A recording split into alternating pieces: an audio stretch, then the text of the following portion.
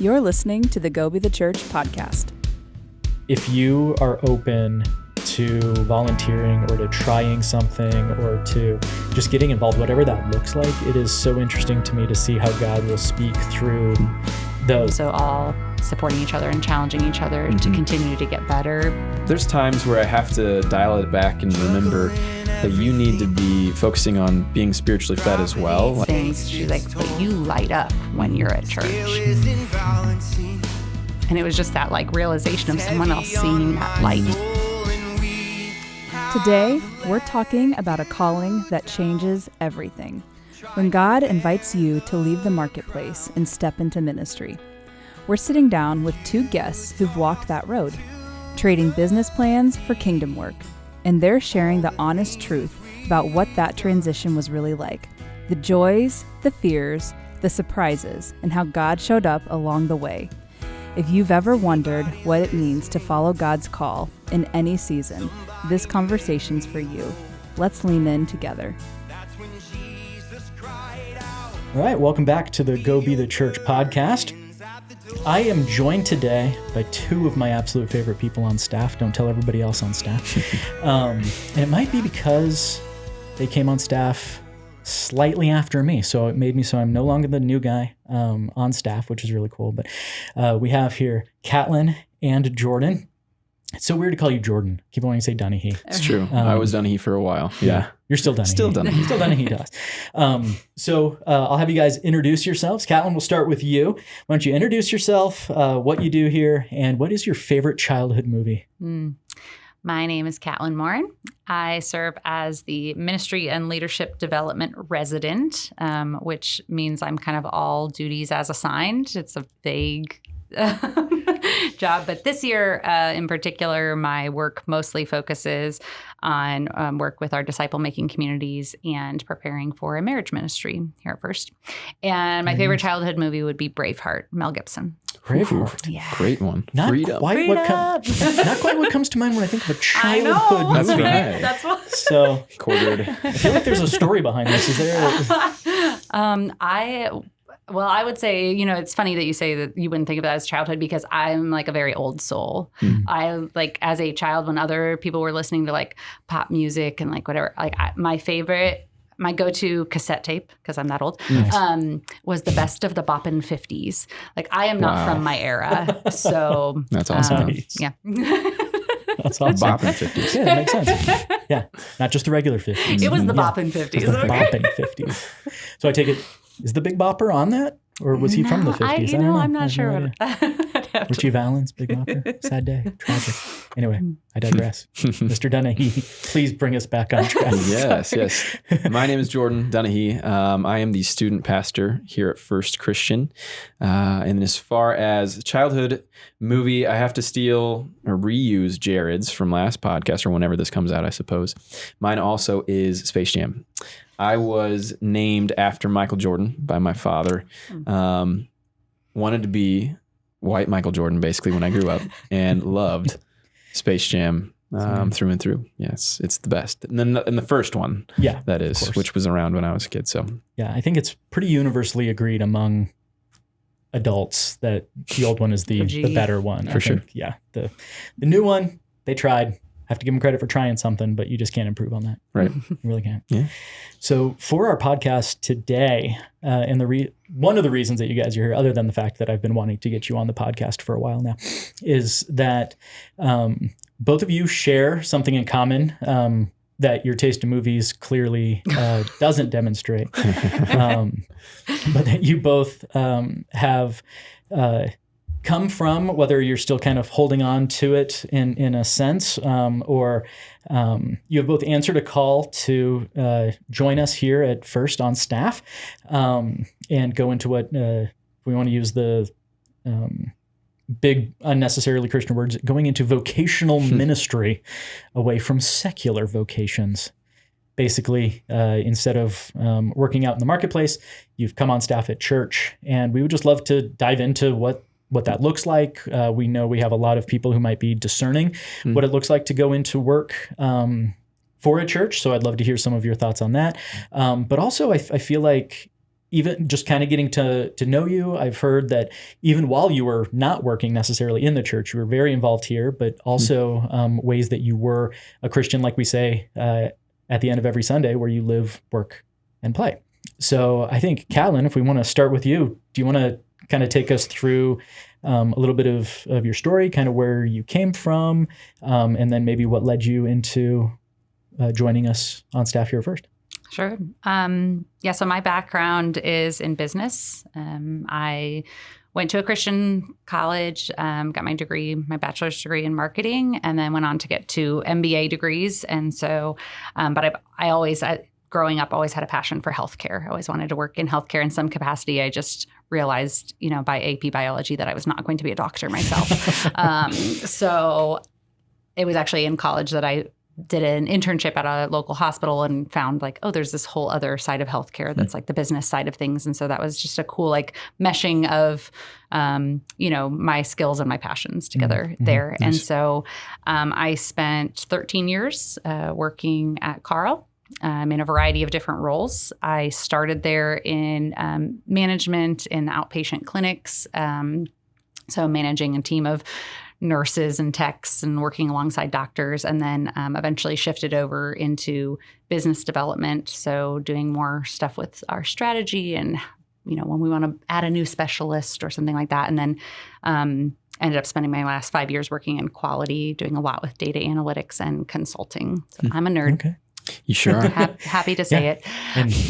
And we've noticed the benefits of that nerdiness brought into here. I would say as far as that shift going from how that happened or how it came about, for me, it was in a few different phases. I would say there was a push and a pull. At the beginning of 2023, it started becoming apparent to me that I needed to leave my career. And it was really hard because it wasn't just the idea of I need to leave my position or I need to leave the company I'm working for. I felt very convicted that it was time for me to leave the industry. And so that was admittedly, honestly, a very challenging and kind of confusing time, because at the time that I was feeling this call to move away from that, I wasn't yet feeling a call to something else. And so there was definitely some time of discernment and patience and trusting. And so I did take a leap of faith and just kind of followed my gut, followed where I felt God was leading me, which was to leave, even though I had nothing lined up and I didn't know where he was calling me to. But I did leave my job and ended up just staying home with my family for a few months, spending the summer with my kids. And I think over the course of that time away, not working, even though when I left that job, I had full intentions of I'm going to take a break for a few months, figure my life out. And then I expected to go back into a full-time job somewhere, start over in some new industry. Sure. Very scary, of course, because who's going to take a chance on somebody who doesn't have experience in some other field kind of thing. But then that was kind of when the pull started happening of realizing I think there were a series of different conversations and realizations that God was pulling me into ministry, and just divine alignments in conversations and opportunities that led me into the residency here at First. The first one, I think. Very you were first, the yes. first resident. Had to make it for her. Yeah, could make it easy for you. But, okay, that's awesome to hear. Definitely want to dig into some more things there as well. But before we do, Jordan, would you mind kind of sharing your story and kind of, what you've done, what you kind of still are doing, right. And then, I think that's what makes mine just slightly different than Katlyn's, is that, yes, I have started here at First, but I've continued to work in real estate. That's my background. I studied health in school, quickly realized that I wasn't going to be a doctor. Tried to shift to we have two not quite doctors. Yes, Where's yes. Eric? Like, if we had him on here, we could have had three not quite doctors. Mine's similar to Eric. I was thinking yeah, exactly. Man, I feel so unqualified. I have no idea. Unqualified, new term. I was thinking about then going into PT school. Decided I didn't really want to be in school in general anymore. Lauren and I got married that first summer out of college, and I decided I just needed to get a job and start working. Had a connection at a real estate company here in town at Ramshaw, which is where I'm currently at. I took a year over at Remax between there, but decided to get into that and have worked my way from the leasing side of things into more sales, commercial management, leasing and selling, and some residential sales still that I do today. Within that time, I was asked to do some coaching at St. Thomas More High School. I grew up around coaching. My dad was a teacher and coach, so my whole life I was around coaching. I was with the basketball team at U of I as a manager, so around coaching there as well, but never really thought that I'd do it myself until someone asked me in the real estate industry. Actually, the head coach at the time at St. Thomas More for basketball was in real estate, and he met me and asked if I'd join on. I did basketball for 2 years and then golf, their head coach, for 3 more years. And while I was doing that, realized how much I enjoyed being around students, instilling into their lives. Whether it was happenstance, I don't know exactly why I first thought of student ministry here at first. I didn't even realize that we were without a student pastor for the amount of time we were, probably until maybe 8 months to a year into that. And once I found out, once I heard, it was a conversation that Lauren and I had in a car ride listening to a sermon on the way home from the suburbs to see her family. Eric was mentioning spiritual giftings, and I was challenging myself and talking through it with Lauren on what it is that I actually thought that I was called by the Spirit to do. And she had mentioned, she was the one really that brought it up about the student pastor position. And I just jokingly said, that'd be interesting. I didn't think a whole lot of it. And she's in a small group with Diana, Eric's wife. And by the next week, she had told Diana that I was interested in becoming a student pastor at first. And so she kind of put that into existence, whether I liked it or not. Spent a month or so trying to discern. I didn't exactly know what that process looked like, but first thing I did was I got with my uncle, who was a lead pastor at TCBC for 20 plus years, and said, hey, what do you think? How do I discern this? What does it look like to go into ministry? Does it seem like it'd be even fitting for me? I have no background really other than being in church my whole life. So went through that process, reached out to Eric. It was funny when we first sat down for it. He was like, he knew that there was some interest there, but he's like, I was not going to reach out to you. I was going to make you come to me first, and which was good. And from that point on, it was a few months where I chatted with you guys on staff, made sure it was a fit, and then started a year and a half ago or so, and still continue to do real estate, which was really the kicker. When I met with Eric the first time, I said, I think I can do this, but would it be possible for me to continue to do some real estate work? And he said, absolutely. I think that would be actually kind of a cool fit. And so far it's worked out all right. Yeah. That's awesome. Yeah. One thing I've noticed in both of your stories, and maybe you can share even a little bit more about this, just how you experience it, but it's so interesting to me just how each of you are gifted and wired just very obviously differently than one another, very differently from me as well. But the things that served you so well in your previous roles or current roles, however that looks. It's interesting to see how God has taken those and given you opportunities to use them in different ways. I'm curious if you have any stories or insight on how the Lord has taken those things that maybe you didn't even think he would use in your role. Because you're both in roles that very much fit your experience, very much fit your personalities. And what I love is that it also very much fits a need that we had here at the church as well. Like I said, when I was leaving my role and leaving the industry in healthcare, I had this sense that I'm going to have to do something totally different. I'm going to have to learn something totally new, and I'm not going to use any of the skills and experience that I have. And it was going to be this fresh start somewhere. That's kind of what I had in my mind. And so that was a really cool realization for me when Eric and I got talking about opportunities and where there might be alignment. And he, I think, was really the one who could see you have skills and experience and passions that God's given you for a reason. And it's not meant to be thrown away. They can apply elsewhere.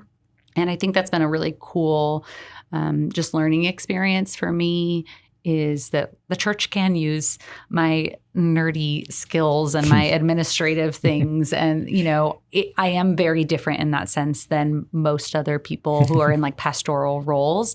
But it's been really cool to see and experience how we could to complement each other in those ways, and just how I can bring something different to the table. And it doesn't have to look like what we've had on the staff before. I think that's been something that I've really appreciated about our team, is the openness to have somebody new, have somebody with a different skill set that maybe we didn't even know we needed, and finding the ways that those fit in. And I think that's really in alignment with like spiritual giftings too. Like we all have different spiritual gifts. We all have different experiences, whether it's life experience or work experience, that contribute and that we all bring to the table, and God can use all of it. Well, I think it's funny in your case, you didn't have anybody in your similar role to be compared to. So hopefully that was freeing for you to just kind of be yourself. And I think that's kind of a funny thing too, because even in my roles in my previous work, I had multiple jobs that were brand new positions. So that was not foreign to me to like pave the way and create something. And so that was a discussion that Eric and I had. He was like, yeah, if you're comfortable with kind of the unknown and we figure it out as we go, I'm like, yeah, I can do that. That's awesome. I would definitely say the coaching side of things opened my eyes to that. And then really something I realized as I was getting into this role is I'm an older brother to two. My brother is 8 years younger than me, and my sister's 11 years younger than me. And so I had a unique position growing up to where it wasn't really a third parent role, but kind of in a way I had some of those weird tasks and responsibilities. But was able to stay almost young through them. Not that I'm super old at this point now, but I was going to say you quickly get out of trends and can't relate as much to the junior high school, whatever that might be. So they allowed me to stay with it, I suppose, enough to where coming into student ministry, I still kind of understand where people are coming from in the current. I can see what problems they're going through and relate that to our students, and just had some reps and experience through my own siblings, so which was a great experience to have. It is interesting, and just kind of thinking for some of our listeners out there that in a lot of these roles, the fact that you were willing to just say yes to God calling you, maybe away from something, or, Katlyn, like in your story, it sounds like the Lord was very clear in calling you away, but maybe not as clear initially about calling you toward anything. And Jordan as well, like you're, was maybe a little bit more clear, at least through your wife, that this is what you needed to do. But it's so cool to me when I get to see people use the skills and talents that seem very specialized to serve other people. I really feel like there's so many ways in the Christian world that we can minister to each other, that we can meet with one another. Like you say, you're not as, pastorally gifted, so to speak, yet you meet with so much of our staff one-on-one, and especially in, I think it's okay for me to say that, our church, like a lot of churches, is really trying to get away from that performancism kind of mindset. And then, your role comes in and it can be very easily seen as like, oh, well, she's the one who's going to be holding us to task. And it's going to be like making sure we do that. But you do it in such a pastoral way that is great. And then, your experience with working with different people, the way that your family works, like to see that come out in students has been super cool. So I just think that for everybody listening, if the Lord has put it on your heart to serve in the church or like serve in ministry, what's interesting is I think just getting over that initial fear and just saying yes, like it is amazing where the Lord can then take you and have you serve. So Amen. Yeah, that's really, really cool. What are so going from very different industries than vocational ministry, than the church world, what are some of the things that maybe, I would say maybe surprised you in coming from your previous roles and then coming into First? I would say that I had an adjustment period of going from that marketplace environment to being in the church, because even though I was using some of the same skills and some of kind of the systems or structures that I was accustomed to, obviously, first and foremost, like Carl is thousands and thousands of employees, right? And then we have like 10 people here in our office. So that alone. Not even all of our employees are here all the time. So. Yeah. And so Kelsey out in Arkansas. Yeah, I think like just that alone shifts a lot of the dynamic, the interpersonal dynamic of the team and things like that. But it also means like there's one person doing that job or that area as opposed to an entire department or a team of things. But then for me, I think, in my first year in the residency, a lot of, as you guys know, a lot of the work that I was doing was development with the ministries, trying to set goals and set action plans and, where are we going?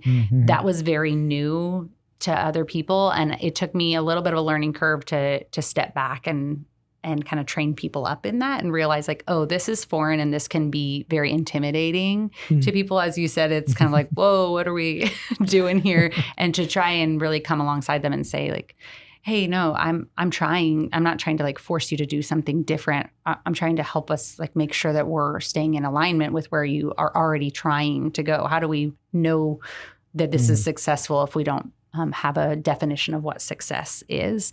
So I think that was one of the things that was an adjustment for me, but also that it's just a whole lot more gray area, and I'm a pretty black and white person. That's where I'm comfortable. But because so much, almost entirely really what we do is about relationships. Like you can't measure a relationship. You can't measure someone's growth in their faith, right?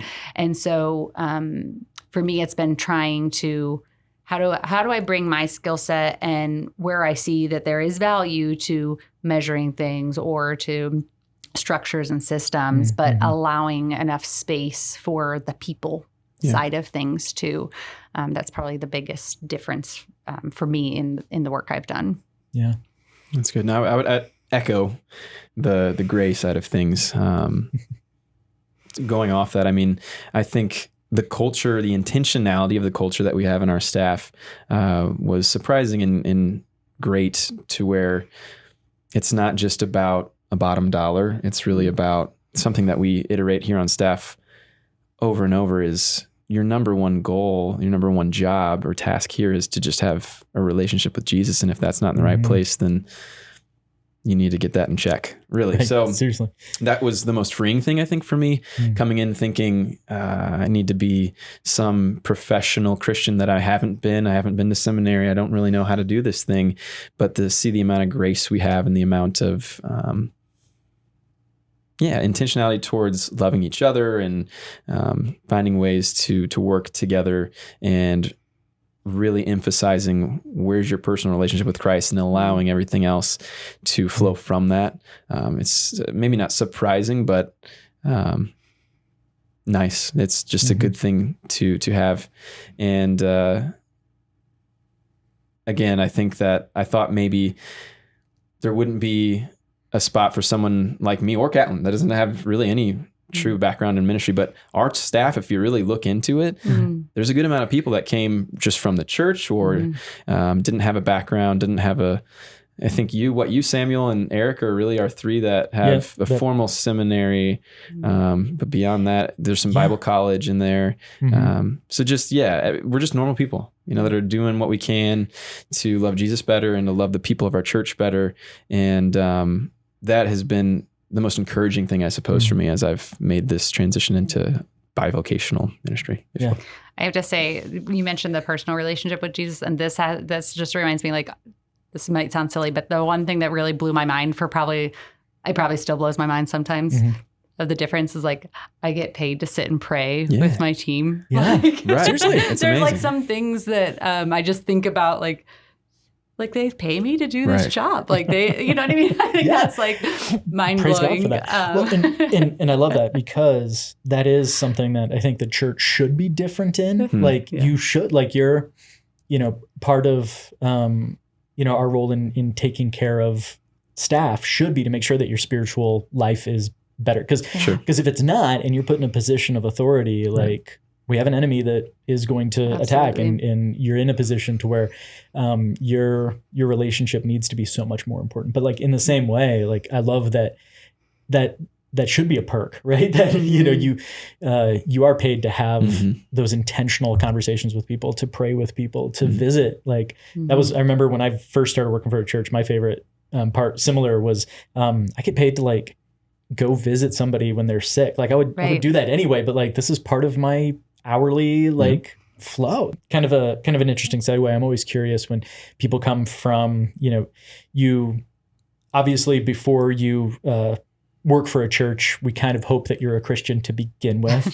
So you do the Christian things and whatnot. But I'm curious, like, have you seen any change in your walk with Christ since coming on staff, good or bad? Immensely. I'll start with this one. Yeah. I think the challenge for myself, I have to prepare a lesson each week to study the Bible, to understand at least enough to convey it to a group of students each week, has allowed me to really dig into scripture a lot more. We've been very intentional on prayer since I started on staff, or since you guys started on staff, and that's been a huge change. Just really honestly, the podcast leading up into this one are all areas that have been a huge focus to our church, our staff explicitly, and that's been a huge growth for me.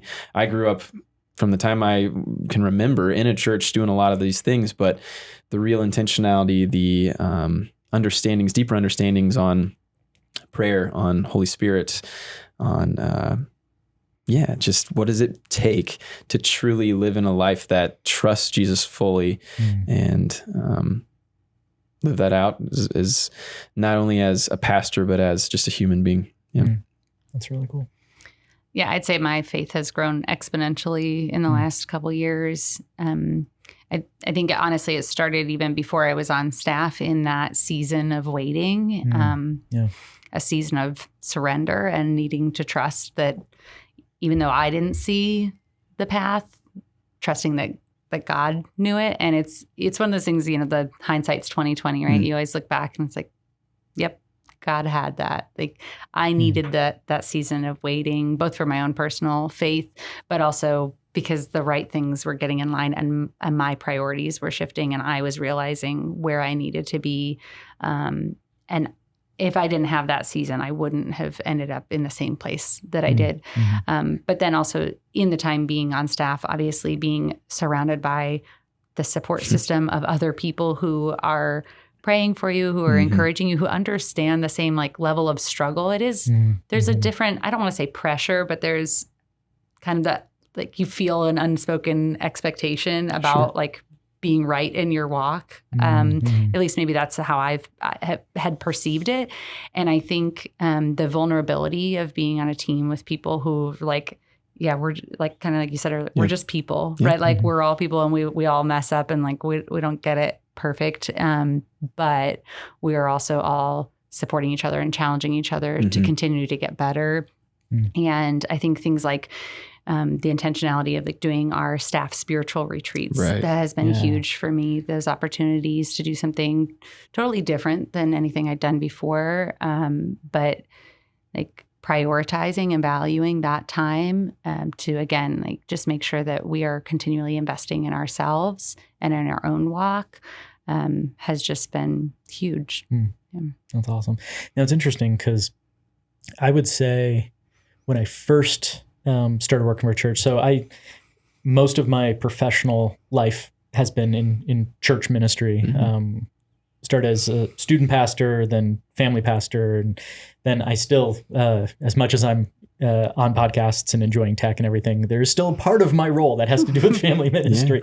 But it's just interesting to me in having said that, because I think in some ways because of the intentionality of having to study every week and prepare lessons and things like that, I think my spiritual walk grew. But then I also noticed there were times too where I felt, maybe this is just me, but I'd be interested to see if this is your thought as well. But it's easy to kind of get into a little bit of a bubble where now, because it used to be where when I was in seminary, I had seminary, but then I also had like I shot pool, I had a bunch of friends that I hung out with outside of that.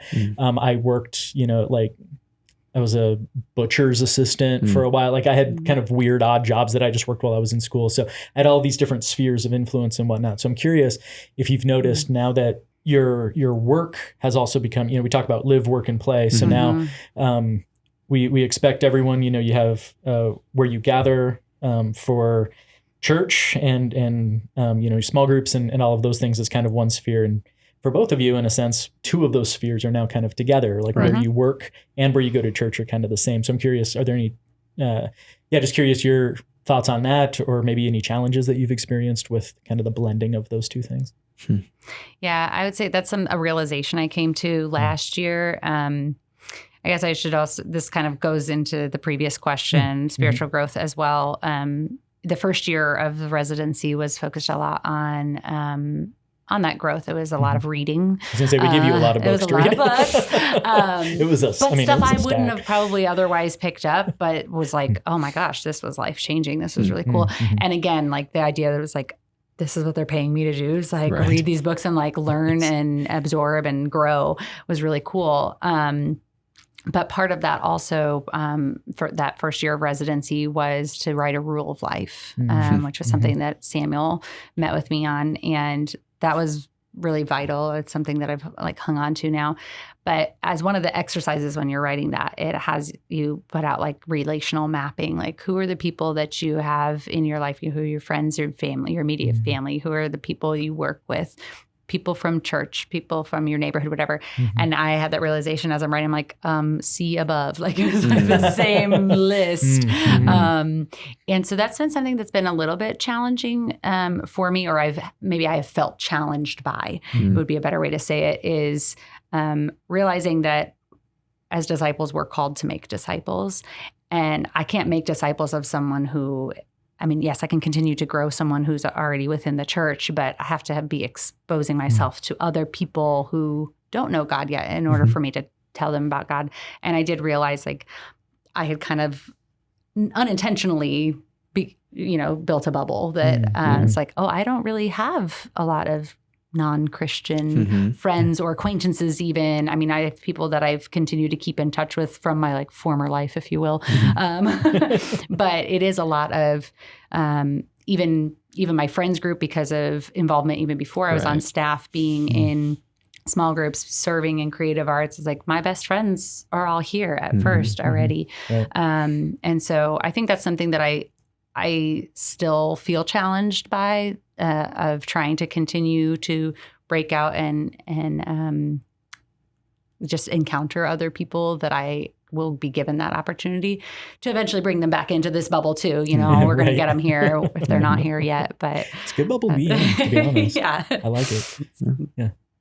I think I've avoided too much challenge with it simply because of the amount of hours that I'm physically in this building. And I see it more so just as how lucky I am, really. Every time that I get to come here, Tuesdays, you guys know, are our main staff days that I will be in the building. Beyond that, Sundays, obviously, too. But beyond those 2 days, it's hit or miss. I do a lot of lesson prep from home. We'll have some student events on Fridays where we're at the church or wherever we are. But I just feel so lucky every time I get to come into this building and be around you guys, get to be a part of that culture. I'm a bit on an island at my company at Ramshaw because I'm really the only functioning broker there right now. So I just don't have like the camaraderie that we have here. So it's, for me, it's such a great experience to have both to balance out my week. And then also to speak to your community aspect. The volunteers I have with students, best volunteers, by the way, the volunteers I have with students are some of our best friends now.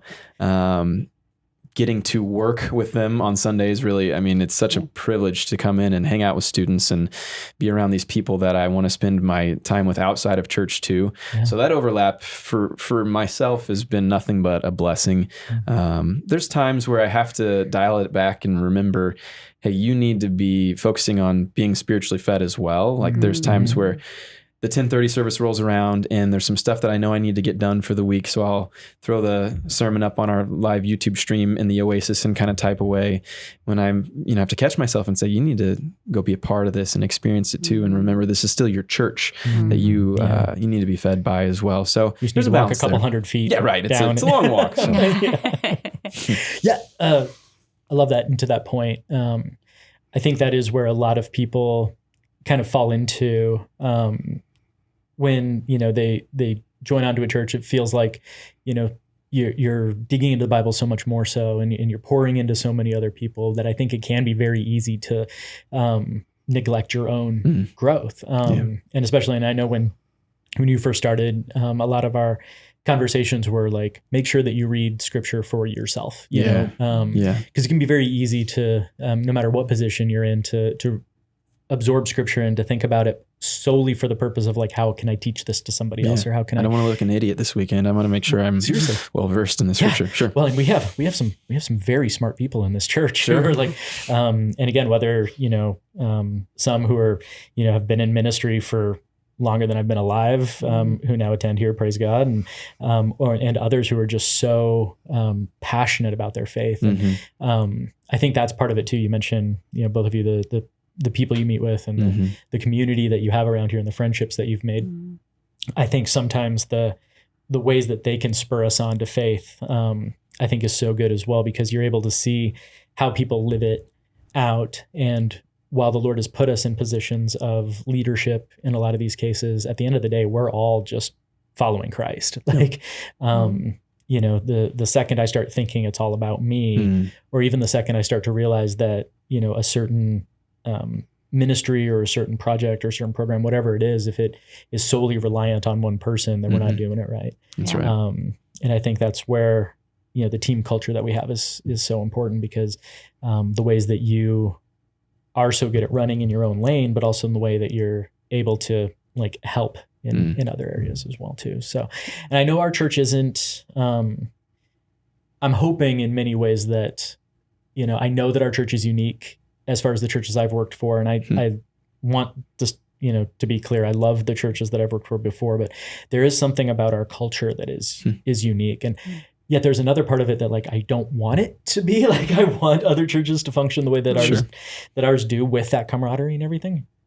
But also I think our people are so good at recognizing like I don't think anybody around here calls any of us pastor. You know what I mean? Like there isn't that like that fake sense separation. There's not a separation or anything. There's definitely the sense, but like there is also that sense where I've seen it in creative arts and in student ministry as well, that like, the way that you've been able to come together is that you lead from the middle. And I think that's another, I don't know, just suggestion for a lot of people, is that sense of if you find yourself in a position of leadership, whether or not it's for a church, it could lead to that. But I feel like both of you were in positions of leadership just in your walk already, to where it was very clear when you came in your roles that like, oh, these are people I would definitely follow. Like these are people like I could see that, and I would be very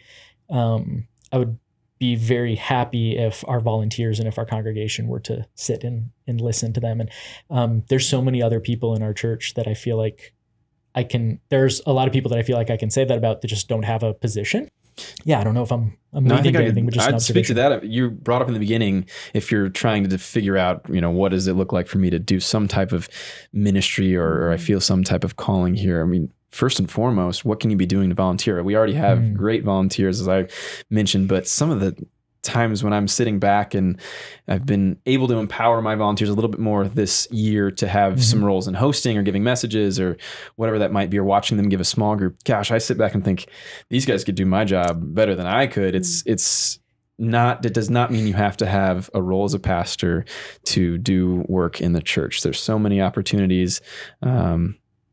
Just saying hello to people in the morning, or serving in students, or getting up on stage for creative arts, whatever that might look like. You can have an influence within your church from a volunteer standpoint. And then I guess to go off that too, God has all of us uniquely where we are in our workplaces. Ours is here. Mine's also in real estate. And I'm seeing it seep into that too, which has been a beautiful thing. Relationships with people at my job that have started to come to church here, or the way that I speak. I was always much more, I wouldn't talk about my faith a whole lot at work. If you ask me, sure, yeah, I'm a Christian, here's what I think. But now it's because I talk about Jesus every single week, it's so much easier to go and talk about Jesus to other people at Ramshaw or my clients, or whatever that might look like. So you don't have to be a pastor, you don't have to be in vocational ministry to do the work of God, obviously. But I think that that can't be said enough. Yeah, it's a good reminder. And I think it can seem to a lot of people, on the outside of like, oh, well, if I'm, really called into ministry, then I need to go into vocational ministry, and I don't want to just start as a volunteer. But like, volunteering is so great because you have an opportunity to try a whole bunch of things and see, where you can serve, but then also gives you a chance, Katlyn, to your point, I think it gives you a chance to get to know people, because like your role on staff isn't how you volunteered for the longest time, right? Yeah. Yeah. And I think it's interesting because my role in volunteering did contribute to my feeling called to ministry, even though, again, what I actually do for my job here at the church is not related to my, I sing on the stage in creative arts. But it was interesting because around that same time where I was feeling led to leave my career was also the season in our church where we did not have a creative arts pastor. It was after the previous one had left and before we hired our new ones. And so myself and Amanda and Katlyn, as the leads, volunteer leads in that team, had to really step up and kind of run things during that time. And I found I really enjoyed it, and I felt very it was filling my cup to just pour more into what that ministry looked like, to get to be more part of what a Sunday service was, to be able to mentor and train new volunteers and pour into them. And it was actually a conversation with a friend who both attends here at First and also worked with me at Carl. So she sees both worlds of things. And she was one of the people who actually said to me, she said, Katlyn, you don't light up when you talk about work. I know you enjoy and you have passion for those things. She's like, but you light up when you're at church. And it was just that realization of someone else seeing that light. It's beautiful. That also just made me realize, again, even though my job isn't as the creative arts pastor or anything like that, it still opened a door for me to see that there was something that I had a passion and a calling for, to be involved in ministry in some capacity. That's cool. That's cool.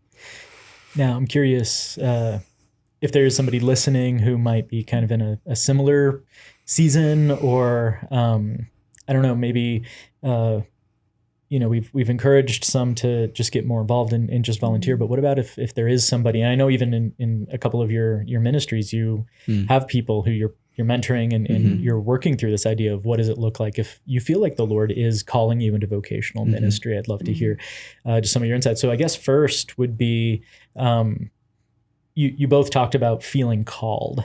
And I know that that's a word, and this could be a whole nother podcast that we could talk about. What does it look like? I mean, so many books have been written and everything else, but I would love just to kind of hear a little bit about how could you tell that it was a call versus just something that sounded fun or something that maybe, was an opportunity. But yeah, maybe what was that difference? What for you? For me, I can think of actually multiple instances, not just with vocation, but where a calling, one of the ways I differentiate it is it's usually not what I want. Yeah. Okay. Yeah. It's not my idea that I'm like, this has got to be from the Lord. Because, So hear that, everybody. If there's something out there that you just do not want to do, no, I'm kidding. That's Jesus. But honestly, That's like Jesus. my husband was actually the first person who proposed the idea to me when we were at home. Similar. Did not know that about your guys' stories. That's so cool. I know, right? But like Ben just said something one day, seemingly kind of off the cuff. He said, "What if you worked at a church?" And I literally laughed at him. Okay, that was my like gut response. Was like, "What would I do at a church?" Like, and a little bit of a historical context. My mom worked in the church my whole life. So I grew up. My mom was a arts and music ministries director. My brother went into ministry. So for me, it wasn't like it was this foreign concept, but in my brain, my response was, that's their thing. Like, that's not my path. But it's one of those things when a seed gets planted and God allows it to just kind of stir that. Then I started thinking like, well, what if, it was a lot of prayer and a lot of journaling for me to like think through what is it that I'm seeing, what am I hearing, to discern, is this me looking for the signs, looking for the answers versus for me, journaling it out was very helpful because then I could go back and read and realize like, no, God is very clearly like, I asked for this and he gave me a very clear sign, a very like specific response to this, to know that was the direction I should be going. And then I mentioned in the beginning of my story, like a lot of divine alignments is what I would refer to them, that to me were just confirmation that this was the path I was supposed to be going on, that there was an opportunity that just really aligned with my skill set and also that my timeline as well. I mentioned I needed that time at home. My thought was that I was going to go back into a full-time job. And those months at home made me realize like my ministry is my family, first and foremost. I cannot feed anybody else until after my family has been fed. And Ruth Simon Chow said at the IF conference a year or two ago when I was there, she said that my mission field is my kitchen table. And that stuck with me. That was my like season of realignment and reprioritization. And if I had rushed into something else again, I wouldn't have landed where I was. But again, there was this divine alignment that I was scared to like come back and tell Eric because we'd been talking about this opportunity.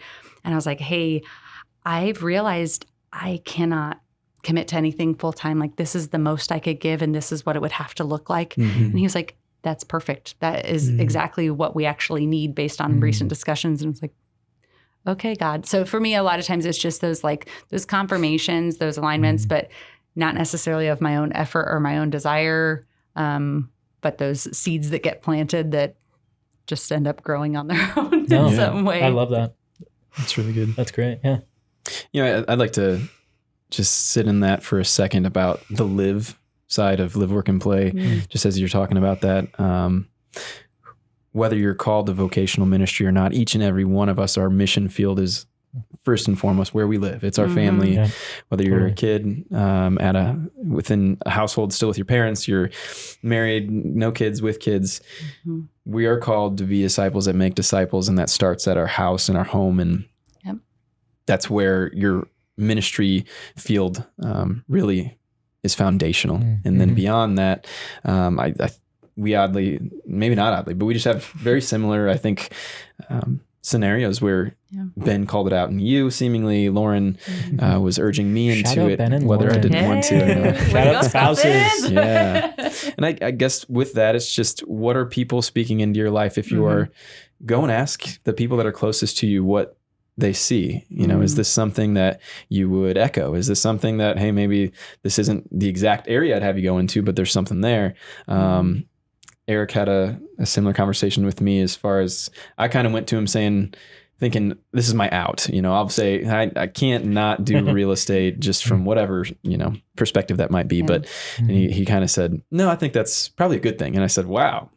All right. I don't really have an argument now. So just allowing the Holy Spirit to speak through others into your life that was the best discernment piece for me, because you can get so caught in your own perspective of what you might think you'd be good at. But I think other people see in you a lot of times what God sees in you when they're calling upon the Spirit as well.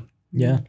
So I'm hearing a lot of just really good things. It sounds like prayer, I think, is so important when it comes to discerning kind of this call. But that, one, the recognition that like no matter what, you're going to be a minister in your home, and that's where you need to be first and foremost. But then interestingly, it's also sometimes from your home that you get confirmation that maybe the Lord's calling you somewhere into something deeper, to, show that, our spouses are such a good, lens for us, in the sense that they're going to see the things that you don't, but they're also going to see, even similar to what you said about your friend as well, like the people who are closest to us are going to be so good at discerning, like, I see you light up when you talk about church differently than you light up when you talk about work. And maybe that's something you need to, think about.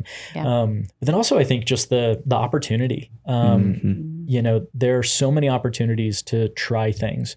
God is so good in that, if you are open to volunteering or to trying something or to just getting involved, whatever that looks like, it is so interesting to me to see how God will speak through those. I think it's so funny with student ministry especially, but creative arts as well, because when people are like, oh, you could never get me on stage, that would freak me out, or like, oh, like I'd love to serve with students just as long as I never have to, give a talk or whatever that is. And yet so many times it's like, well, have you ever done it? Well, no, I'm freaked out about trying it. Well, maybe there's ways for you to experience it just to see. And there are some that, that isn't where they're gifted, that isn't where they're called, but there are some where it's like, well, if you have an opportunity to, I want to serve with creative arts because I love music, but I don't know how to sing. There are so many places you can serve. Same thing. I want to serve in student ministry, but I have no idea how to lead a small group. Well, there's so many places I think if a person has breath, really, there's going to be ways that they're going to be able to serve. But also, I think just that openness, and it's amazing how God calls us within that openness as well. So I think that's something that I experienced and learned even in my career prior to being here, is like, when I look back, there are so many things I'm like, I never would have imagined that I would be like doing some of the jobs I did and things, but it took like working on an individual project or doing something to realize like, oh, I actually really enjoy doing that. Or like I acquired a new skill set from it or something like that. That was something I used to go back to my alma mater and like talk with a senior business class. And that was one of the things that they would talk about, like, well, how did you like know that this was going to be your job? I'm like, I had no clue. I didn't even know some of these jobs existed, let alone that I would enjoy them, or like, don't think you can have it all figured out. Even if you think like you're, oh, I want to go into vocational ministry, like there's so many different areas that you can do. Like I had no idea that I could do what I'm doing like within the church. And so I think just getting opportunities and exposure, even if there's not like a volunteer position that exists, that really fits it. We sometimes have people who will come and be like, hey, I have an interest in doing this. Like, do you guys have any use for that? Absolutely. Like, let's find a way to like use you where you're gifted, where you're interested. And then as you continue to grow and experience new things, you might find like, oh, I had no idea that like I'm really passionate and good at this totally different area that you just never even knew about. So where do you see a need, and can you take a step of obedience and go from there? Yeah. There's such a good book, and I don't know if this was part of your reading plans or not, but Kingdom Calling, did we throw that at you? No, I don't have that I didn't read that one. Oh, it is so good. I'm going to order you guys a copy of this book. Well, and it's funny because you're actually talking through a lot of the same stuff, but one of the things that they talk about is just that, very similar to what we've been talking about right now, which is that sense of wherever you can find a need, like what they say is where your deep passions meet the world's deep need is where like that's your sweet spot. And now they're not saying that like that is the only way you'll be happy vocationally. There's sometimes where you have to do things you don't want to do. Sometimes we have to do things that are a little outside of our skill set, but it's part of the responsibility or roles, or whatever. But they did say, like, if you have the opportunity to seek the Lord, oftentimes he speaks through how you're gifted and that like deep passion that you have for things. But then also he speaks through that need. And sometimes you won't know if they align unless you're open to, okay, Lord, what am I truly passionate about? But also where is a need that I can serve? And yeah, if you don't see one, ask, because it might be a need that we didn't, as a church didn't know we needed. You know what I mean? Yeah. So yeah, I think that's really, really good. Well, to kind of tie a bow on this episode, knowing that there will probably be several more conversations down this road. You guys are going to be on many more because we love having our staff on this podcast. Yeah. But I'm just curious if there's, any just kind of last thoughts around going from marketplace into ministry, any stories or anything that kind of came to your mind that you just want to make sure we share, or just any pieces of wisdom, advice to give to our friends out in the internet world, podcast world, YouTube world. Wherever you find these, wherever you are right now, even if you're hanging out on the other side of this wall, ear pressed against it listening, what are things that we, anything just come to mind that you want to share? Yeah, I think, one thing that in reflecting back on my journey and that transition and things like that of learnings in that time, two things that I would say were challenges that I grew the most from.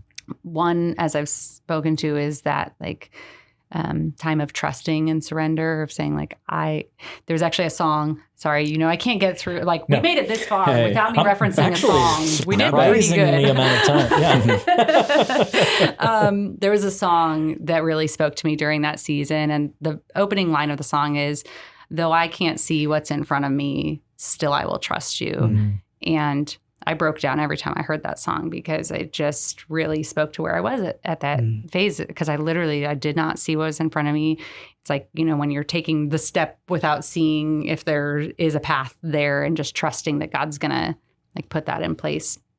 But I think, again, looking at having to go through that season and how that's now really changed my approach to so many things, because as we've talked about and joked about, y'all know I'm very type A. I'm very planner. I'm very like, I need to know what's happening. So to release the control of that has just really been a mindset shift for me that has been huge.